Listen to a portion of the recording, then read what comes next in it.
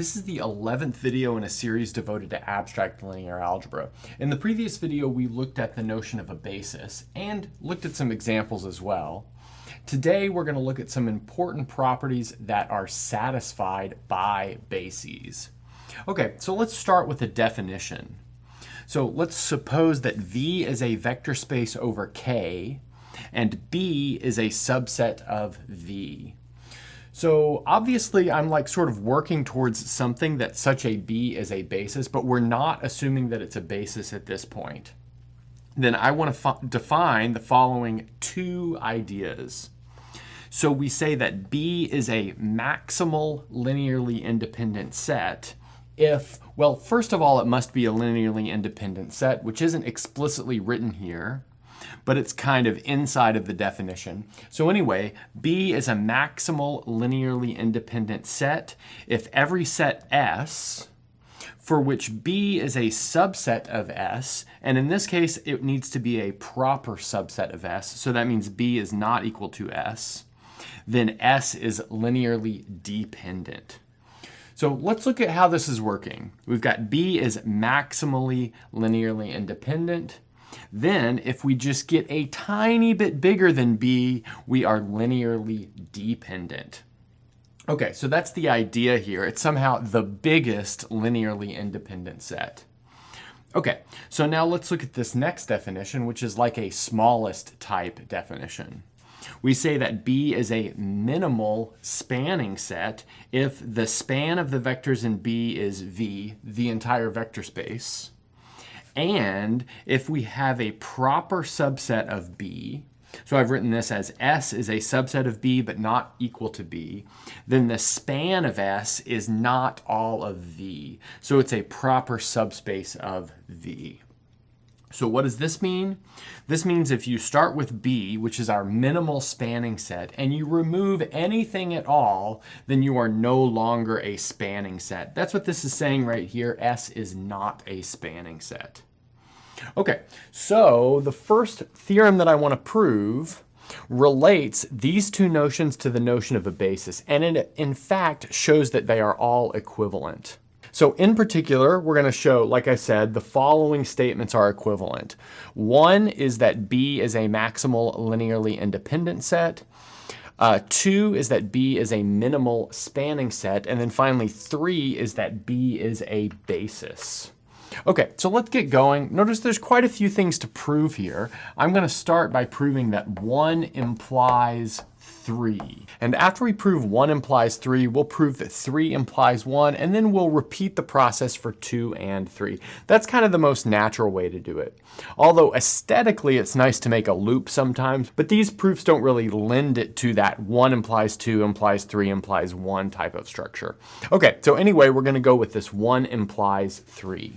So that means we need to start by supposing B is a maximal linearly independent set. Okay, and then from there, let's take V in V kind of chosen arbitrarily. So why are we choosing that arbitrarily? Well, if we know that B is a maximal linearly independent set, we know it's linearly independent. So in order for it to be a basis, it just needs to span V. Remember that being a basis means that you are linearly independent and you span the vector space. So let's point out here what we want to show. So here we'd like to show that V is in the span of B. And then since this V was chosen arbitrarily, that means B spans the whole vector space. So now let's write V in the following way. We'll write V as alpha 1 V1 plus all the way up to alpha n Vn plus W, where the alpha I are in the field, the Vi are in B, and then the W is outside of B. So I'll just say that W is not an element from B. Okay, so we're definitely able to do that just given the way that W is chosen to be what's left over after we try to write V as a linear combination of elements in B, which is what's kind of notated over there. Okay, so next we'd like to consider the following set. So I'll call it S to work with this definition over here, and it'll be B union the singleton W.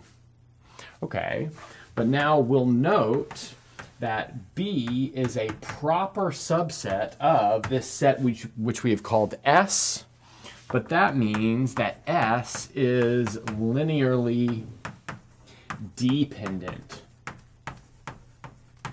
Great. And that's because S is larger than B, and remember B was a maximal linearly independent set. But now we can build a linear dependence relation of elements in S. So I'll do that now. So there exists beta I in K, and maybe I'll say gamma in K, such that we have beta 1 V1 plus beta 2 V2 plus all the way up to beta n Vn, and then plus gamma times W equals 0. Now you might be a little bit worried here, because what if our linear dependence relation, which is guaranteed to exist by the fact that S is linearly dependent, does not have the same V's that we used up here? Well, the thing is we can make them have the same V's by adding 0 times the missing V's into each parts, so that this list and this list are exactly the same. Okay, so now that that's taken care of, observe that that allows us to solve for W in terms of this V1 through Vn. And how do I know that? I know that because gamma is most definitely not equal to 0. How do we know that gamma is not 0? Because if gamma was 0, we would have a linear dependence relation of the elements from B, but we know that no such linear dependence relation exists.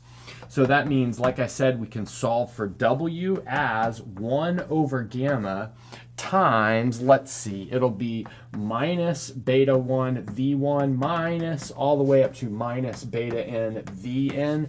But notice that's in the span of B. But now that we can write W in the span of B, we've got a sum here of two things in the span of B. So let's maybe write that. This is most definitely in the span of B. And then we just showed that this was also in the span of B. But then, like very trivially, we know that the span forms a subspace. So putting this all together, we see that means that V is in the span of B. But since V was chosen arbitrarily, that tells us that B spans the whole vector space. But that, together with the fact that it's linearly independent, says that B is a basis, which is exactly what we needed to get to prove this 1 implies 3. Okay, let's get rid of this and we'll prove 3 implies 1. We just got done showing that 1 implies 3. Now we're ready to show that 3 implies 1. So that means we want to suppose that B is a basis of V, and then prove that it's a maximal linearly independent set. Okay, so how do we do that? Well, we need to take a set S, which properly contains B, and then show that it's linearly dependent. Notice that's the definition of this maximal linearly independent set. Okay, so let's do that. So let's take S, which is a subset of V, such that B is a proper subset of S. So I'll write it like this: B is a subset of S which is not equal to S. Okay, so next what we'll do is take W from the set S minus B. So it's an element from S, but it is not in B. But notice that W is most definitely in V, but we're taking the set difference of two subsets of V, and one is properly contained in the other, so that means their difference is not the empty set, so that means that some W exists and it's in V. Okay, but the fact that it's in V and that B is a basis of V means that it can be written as a linear combination of elements in V.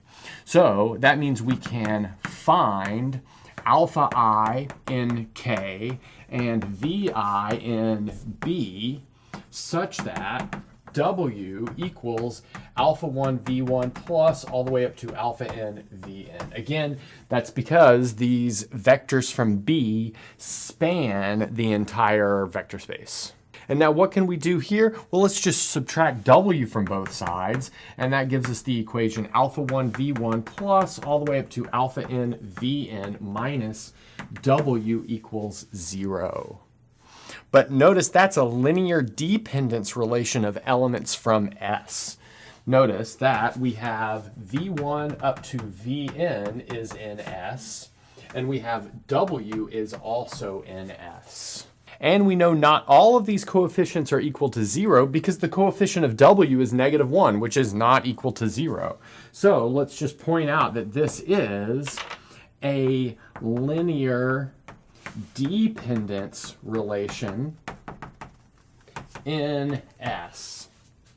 But if we've got a linear dependence relation in S, that's exactly what we needed to do to prove that B was a maximal linearly independent set by this definition over here. Okay, so now we've proved 3 implies 1, which means we've really proved that 1 and 3 are equivalent. In other words, 1 if and only if 3.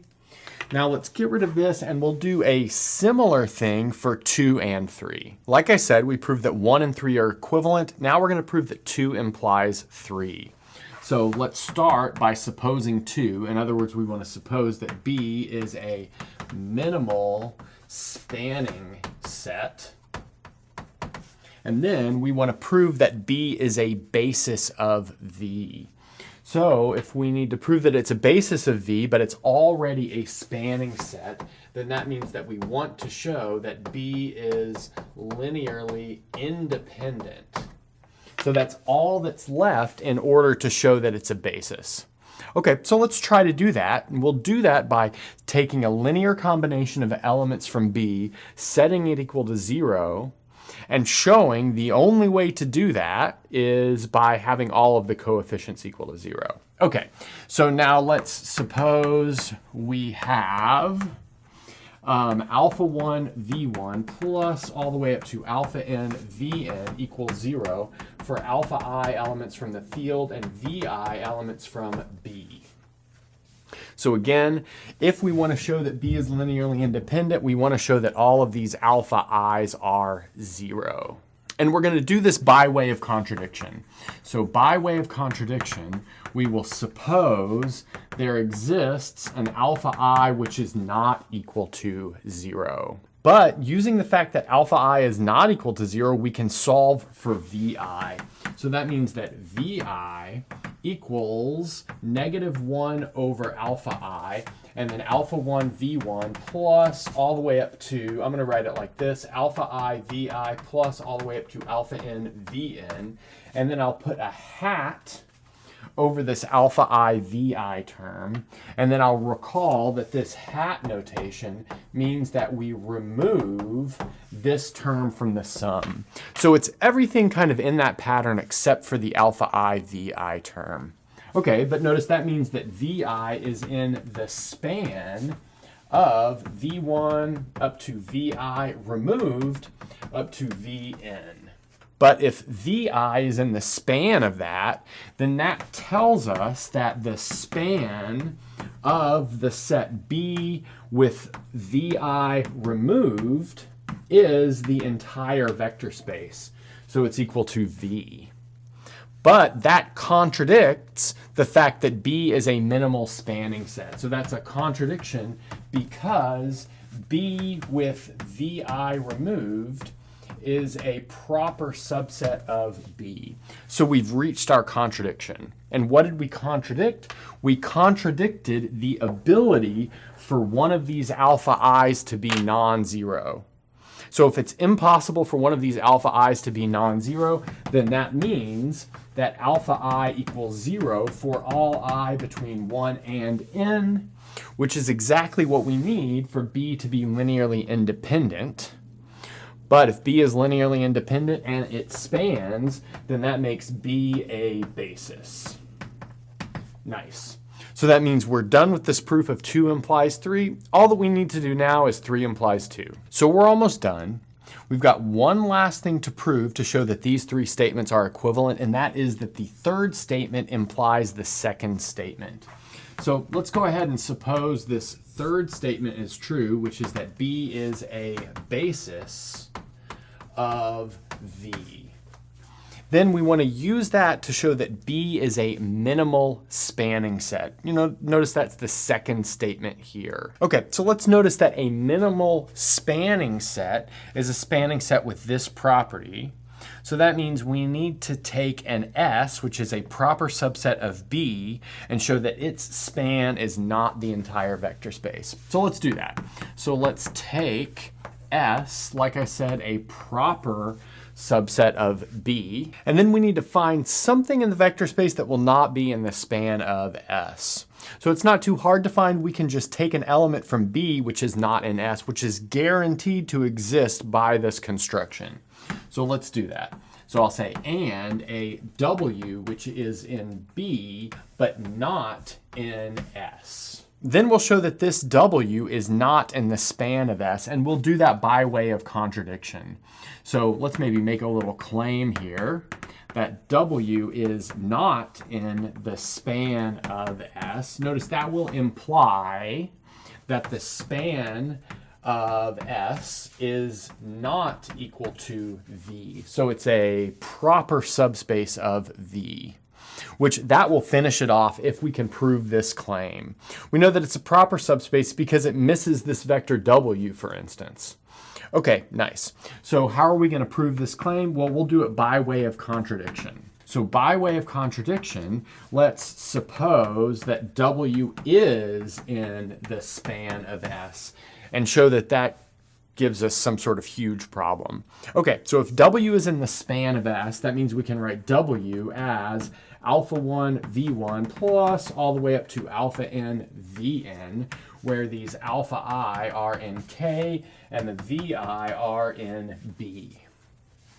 Okay, but now we can move some things around here a little bit, and we can write alpha 1 V1 plus all the way up to alpha n Vn minus W is equal to 0. But notice that Vi, the V1 through Vn, and the W are in B. So we have a linear combination of elements from B that equals 0. But it equals 0, and not all of the coefficients are 0, because the coefficient of W is -1. So what does this tell us? This tells us that B is linearly dependent. But if B is a basis, it cannot be linearly dependent, so that gives us a contradiction. So what did we contradict? We contradicted this assumption right here that W is in the span of S. So that means W is not in the span of S, which is what we needed, and thus the span of S is a proper subspace of V, which is the kind of final blow to prove this 3 implies 2 statement. Okay, so now we have 1 and 3 are equivalent, 2 and 3 are equivalent, and obviously 3 is equivalent to itself. So we can take kind of this looping path to see that 1 and 2 are equivalent. Okay, nice. So let's get rid of this and we'll look at another result. So we've got another basic result, and that is if we have a vector space V is spanned by these n vectors V1 to Vn, and then we have another collection of vectors from V, W1 to Wm, which is linearly independent, then m is less than or equal to n. So the way to think about this, which is kind of similar to what we have over here, is that the spanning property is a larger property, whereas the linear independence property is a smaller property. And then when a set has both of those properties at the same time, it's like very, very special, and that's what we call a basis. So good. So let's maybe get into the proof here. So let's notice that since W1 is an element from V, then that means that W1 is in the span of V1 up to Vn, which tells us that we can write W1 as alpha 1 V1 plus all the way up to alpha n Vn. And I guess I should point out here that all of these alpha I are in K, and all of these, well, I don't need to say where the VI come from because they obviously come from that set right here. Then another thing that we want to notice really quick, so let's put it here. So note, not all of the alpha I equals 0. And why is that? That's because if all of them equal 0, then that implies W1 equals 0, which implies we have linearly dependent set right here. Anytime you put the 0 vector in a set of vectors, you get a linearly dependent set. But we have a linearly independent set, so that's not possible. So that means not all of these alpha i's equal 0. Okay, so now what I'll do is I'll take these V1 to Vn and I'll rename them or reorder them. So I'll reorder them so that the alpha 1 is the one which is not equal to 0. So let's do that. So reorder, or maybe rename if you wish, the V1 up to Vn so that the alpha 1 is not equal to 0. But that means that we can solve for V1 in terms of everything else there. So I'll write that. So let's solve like the following. We have V1 equals, I'm going to write it as -1 over alpha 1.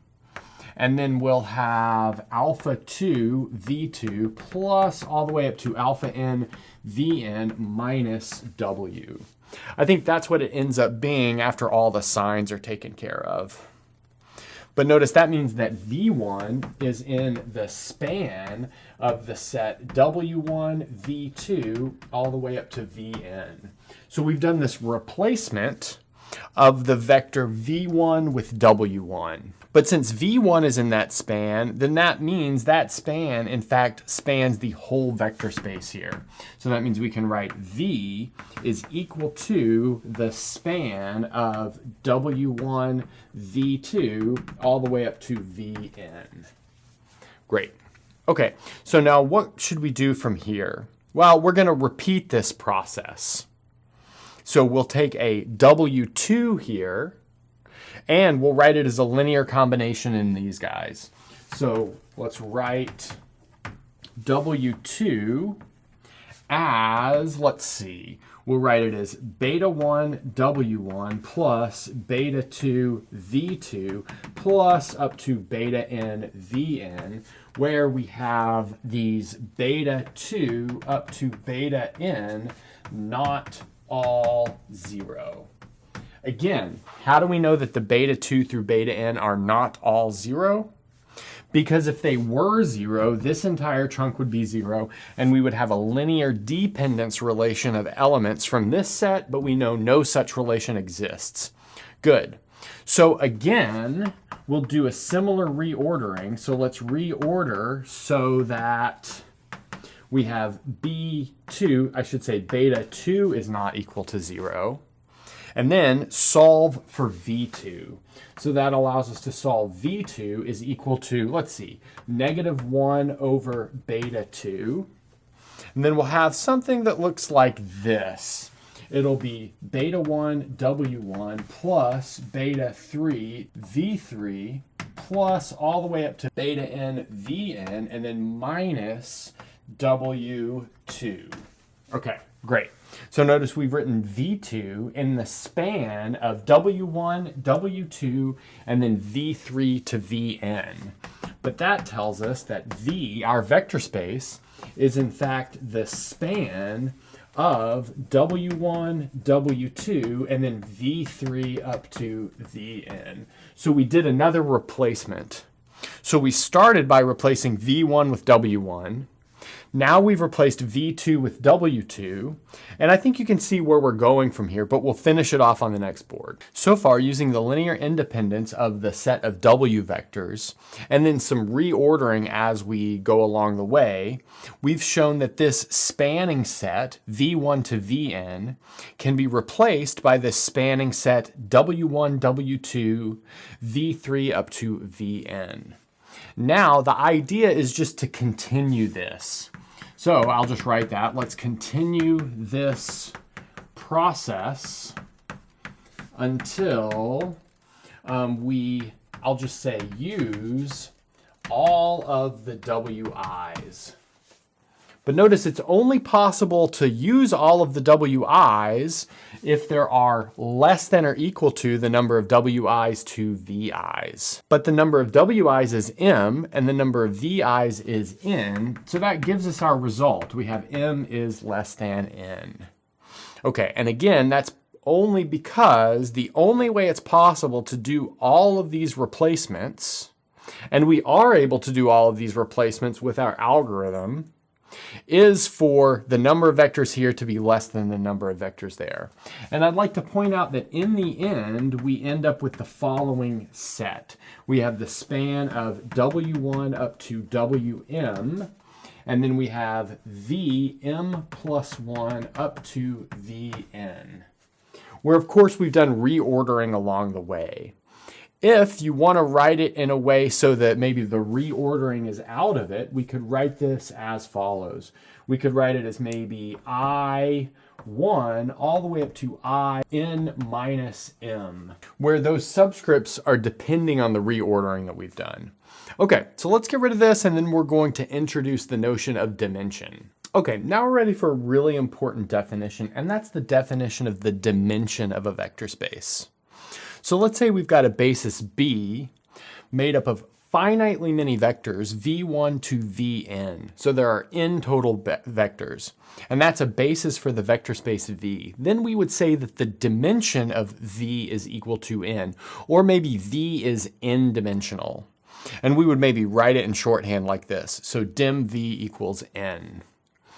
But a priori, we don't know that this notion is well defined without a bit of work. Luckily, we just did most of the work. So I'm going to finish all of that up with the following proposition. The notion of dimension is well defined. In other words, every basis of V has the same number of vectors.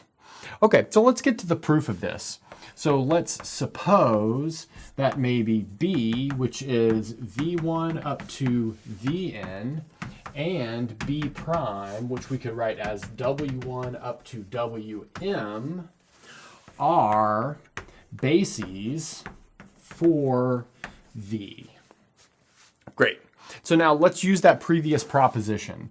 So the fact that B spans and B prime is linearly independent, that tells us that m is less than or equal to n. So that's just a direct result of that previous proposition. Let's recall that if you're a basis, you span and you are linearly independent. So now we'll just flip this around. The fact that B prime spans and B is linearly independent tells us that n is less than or equal to m. But if m is less than or equal to n and n is less than or equal to n, that means that m equals n, which is exactly what we needed to finish this proof. Okay, nice. So let's maybe get rid of this and we'll look at some examples. So here I've got a chart to give a bunch of examples at the same time. So on the left, we've got an example of some vector spaces that we've been working with. And then in the middle, we've got an example basis for each of these vector spaces. Although in general, there are many, many different bases for a given vector space. And then finally on the right, we've got the dimension. Okay, so first we're going to start with the trivial vector space. So that's the vector space that only contains the zero vector. So here we take the basis to be the empty set, and thus the dimension is 0 because there are 0 elements in the empty set. Next, we've got Kn. So remember that those are all n tuples with entries in a field K. Then we have a standard basis, E1 through En, that we saw in the last video. That makes this n-dimensional because there are n vectors right there. And if we found any other basis by that last result, we know that there would be exactly n vectors in that basis. Then we've got k adjoin x, so these are the polynomials with coefficients in k.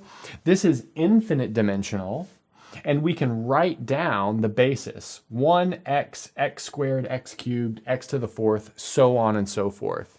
So we can list all of those monomials are a basis.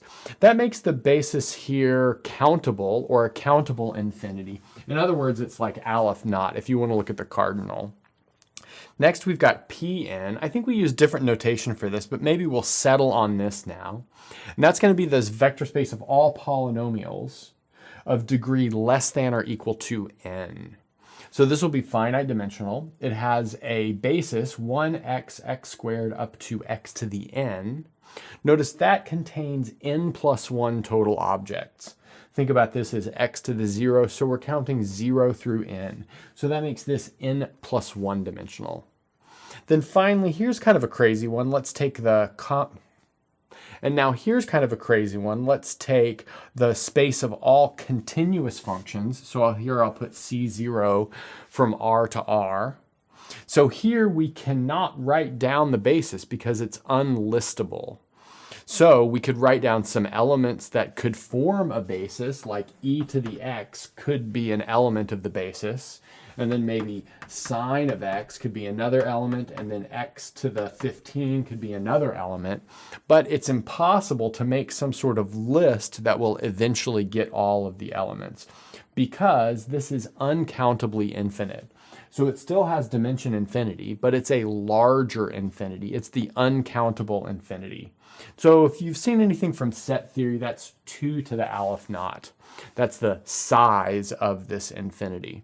Okay, so now that we've done this, let's do some more like practice type examples. So here's our first kind of practice example that will require a little bit of calculation.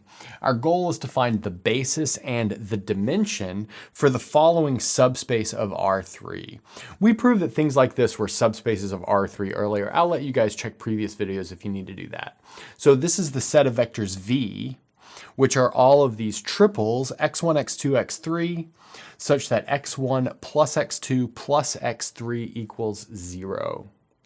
Okay, so let's see if we can get a spanning linearly independent set of V. Okay, well let's notice that this equation right here, x1 plus x2 plus x3, implies that x1 equals negative x2 minus x3. Well, that's pretty obvious. But that means if we have a vector v in V, then that means that V has the following form. V is of the form minus x2 minus x3, and then x2, x3 for some x2 and x3, which are real numbers.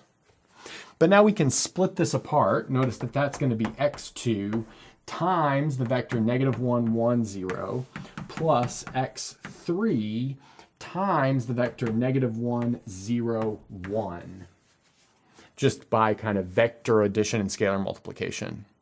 Okay, but let's notice that that means that V is in the span of these two vectors. So we've got the span of negative 1, 1, 0 and negative 1, 0, 1. Great. But since V was chosen arbitrarily, and we showed that V was in the span of that, that tells us that the whole vector space V is the span of these two vectors, negative 1, 1, 0, and negative 1, 0, 1. Great. Now we just have to show that this set of vectors is linearly independent. So let's do that. So let's suppose that alpha and beta are numbers from our field, which is the real numbers in this case, such that we have alpha times negative 1, 1, 0 plus beta times negative 1, 0, 1 equals the 0 vector. Remember, that's the setup to start showing something as linearly independent. But now putting this all together, we see that means that negative alpha minus beta, alpha beta, is equal to the 0 vector. But then vectors are equal if and only if all of their components are equal. So I really want to highlight on the fact that the second component tells us that alpha is 0, and the third component tells us that beta is 0. So that means that alpha equals beta equals 0. In other words, the only way to achieve a linear combination to the 0 vector is to have the weights of that linear combination be 0. But that's exactly what we need for this set right here to be a basis of V. It's got to span V, which we already proved, and it's got to be linearly independent, which is what we did right here. But now, how many elements are in that set? There are 2 elements in that set. So that ends telling us that the dimension of V is equal to 2, because it's the number of elements in the basis. Okay, so let's do one more. Okay, so for our next example, we'll look at the following subspace of a polynomial vector space. So it'll be all polynomials f of x with coefficients in real numbers, such that f evaluated at 3 is 0, and the degree of f of x is less than or equal to 2. So let's notice that this kind of implies, or this does imply, that this is a subspace of P2. Remember, that's the polynomials with degree less than or equal to 2. That whole thing over here has dimension 3. So that means that this thing right here will have dimension 0, 1, 2, or 3. Okay, so let's get going. So let's notice that since f of 3 equals 0, that tells us that f of x equals x minus 3 times g of x. So that's just kind of standard calculus or pre-calculus type rules. If you have a root of a polynomial is equal to 0, you can factor a linear term corresponding to that root out of the polynomial. And then next, since the degree is less than or equal to 2, we know that the degree of f of x can take on so many values, not so many. So it can take on negative infinity. Let's recall that when we said that the degree of f of x was equal to negative infinity, that meant that f of x was identically the 0 polynomial. That's not super interesting. Or the degree of f of x could be equal to 0. But that tells us that f of x is equal to a constant which is not equal to 0. But if it's equal to a constant which is not equal to 0, that means f of 3 is also not equal to 0. So that tells us that this perceived possibility, when the degree is equal to 0, is actually impossible. So let's see, right here we got something that was not super interesting, and here we got something that was not possible. So that means the other 2 cases, when the degree is 1 or the degree is 2, those are going to be the interesting cases. So let's look at those. So the degree of f of x equals 1, well, notice that if the degree of f of x equals 1, then that means that g of x must be a constant. In other words, we have the degree of g of x equals 0. So g equals a constant, which means we have f of x equals some constant, I'll call it c, times x minus 3. Okay, good.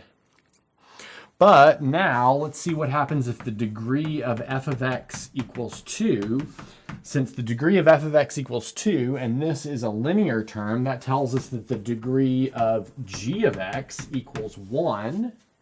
But if the degree of g of x equals 1, it's of the form ax plus b, which means f of x equals ax plus b times x minus 3. But now let's notice if we allow a to be equal to 0 here, which we don't really allow if the degree is 1, but let's just say we will allow it, then we achieve this up here, this case up here where we have a constant times x minus 3. So that means the most general form of f of x is ax plus b times x minus 3. But notice that's the same thing as a times x minus 3 plus b times x minus 3, which is an element of the span of 2 polynomials. What are those polynomials? x times x minus 3 and x minus 3. So what does that tell us? Since this f was chosen arbitrarily, and we showed that f was in the span of those two polynomials, that tells us that this vector space is indeed spanned by those two polynomials. So let's maybe clean this up and start with that fact. Okay, we just got done showing that our vector space was spanned by the following two polynomials, x times x minus 3 and x minus 3. Now we want to show that those polynomials are linearly independent. So let's take a linear combination of those polynomials and show that the weights have to be 0. So we'll take a times x minus 3 plus b times x minus 3 equals 0. And we'll play a similar game to what we did before, a couple videos ago, when we showed a set of polynomials was linearly independent. And that's set x equal to certain values to get a system of equations. So setting x equal to 3 is not helpful, but maybe we could start by setting x equal to 0. So notice if we set x equal to 0, this whole thing zeroes out. And we get b times negative 3 equals 0, which tells us that b is equal to 0. Okay, but now we have b is equal to 0 and a times x minus 3 equals 0. I guess I should point out here, this is for all x in R. But we could just choose a value from x in R that does not set this equal to 0. So let's set maybe x equal to 1, and we have a times negative 2 equals 0, which tells us that a is equal to 0. Okay, so we've got a is equal to 0 or b is equal to 0 is the only way to take a linear combination of these two polynomials and get 0. But that means that these polynomials are linearly independent, which means we indeed have a basis. So I'll just put basis check mark. Not only does this set span, but it's also linearly independent. It's got two vectors, so that also tells us the dimension. The dimension here is also 2, just like the last example. Okay, so I'm going to leave you guys with some warm-up problems. So here are two nice warm-up problems based on what we saw today. Find a basis and the dimension of the following subspaces of vector spaces. So we've got V here, which is a set of quadruples, x1, x2, x3, x4, satisfying the following two equations. We have x1 minus 3x3 equals 0 and x2 minus 4x4 equals 0. So I'd like you to find the a basis and the dimension, viewing this as a vector space or vector subspace of R4, as well as a vector subspace of F3, 4. In other words, the ground field in this case is the real numbers, whereas the ground field in this case is the integers modulo 3. Okay, so for my next one, it'll be a subspace of polynomials with real coefficients, satisfying three conditions. We've got the degree of the polynomial is less than or equal to 4, and then we have p evaluated at 0 and p evaluated at 1 are both equal to 0. Okay, that's a good place to stop.